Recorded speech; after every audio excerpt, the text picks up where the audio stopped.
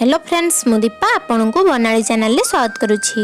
Friends, Dwarika एक एभली भव्य एवं प्राचीन नगरी अटे जहाँ को भगवान श्रीकृष्ण निर्माण करथिले।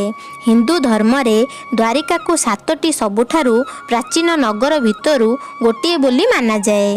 अन्य 6टी नगर हैला मथुरा, काशी, हरिद्वार, अवंतिका, कांचीपुरम एवं अयोध्या। द्वारिका सहरर चारिपाखरे बहुत लंबा प्राचीर थिला, जेउथिरे अनेक द्वार रहिथिला। अनेक द्वार विशिष्ट होइथिबारु एही जागार नाम द्वारिका रखा जाइथिला। किंतु एठारे एही प्रश्न उठे कि श्रीकृष्ण को मृत्यु परे अचानक एपरी कौन हैला जेउथि पई पूरा द्वारिका नगरी जलमग्न होइगला। फ्रेंड्स, आजिर एही वीडियो रे आमे आपन को कहिबु कि केबे किपरी ओ काहींकी बुड़ी जाइथिला श्रीकृष्ण को द्वारिका नगरी। फ्रेंड्स, द्वारिका नगरी को श्रीकृष्णकर कर्मभूमि बोली मध्य माना जाई थाए। महाभारत रे वर्णित कथा अनुसार भगवान श्रीकृष्ण जेतेबेले कंसर वध कले सेतेबेले जरासंध श्रीकृष्ण और जदु वंश को संपूर्ण ध्वंस करिबा पई मन दृढ़ करि देइथिले। एहा परे जरासंध मथुरा एवं यादव मानक उपरे बारंबार आक्रमण कला। धीरे धीरे तार अत्याचार बढ़िबारे लागिला। शेषरे यादव मानकर सुरक्षा पई श्रीकृष्ण मथुरा को छाड़िबा पई निर्णय नेले और मथुरा रु आसी भगवान श्रीकृष्ण गोटे एपरी नगरी स्थापन कले जे कि विशाल और सुसंगत थिला। सही नगरीर नाम द्वारिका रखागला। एपरी कहा जाए कि श्रीकृष्ण तांको कुल बंधुक सहित द्वारिका बहुत आराम रे सहित रहुथिले। समय बीती चलिला। 36 वर्ष शासन करि सारिबा परे श्रीकृष्णकर मृत्यु हैला और तापरे द्वारिका नगरी जलमग्न होइगला और समुद्र रे मिसिगला।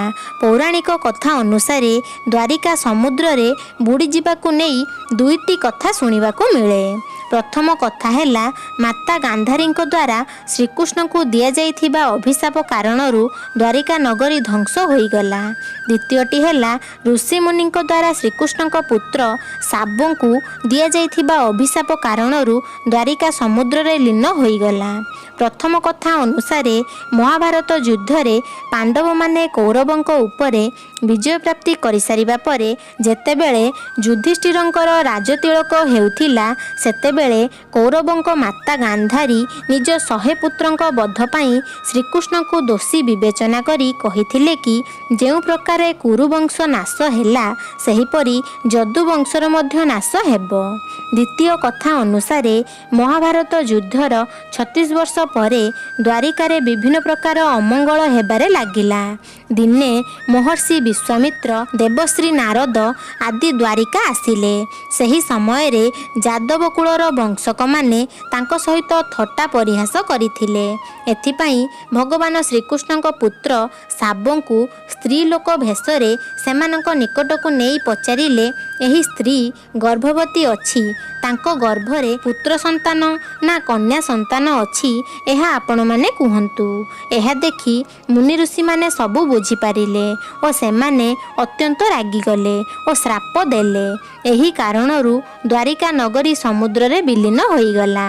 फ्रेंड्स, एहा थिला द्वारिका नगरी बुड़ी जिबार प्रमुख कारण। आशा करछु फ्रेंड्स वीडियोटी आपको पसंद आस्तिबो। पसंद आस्तिले लाइक और शेयर करंतु आउ मध्य हम चैनल को सब्सक्राइब करि नियंतु। धन्यवाद।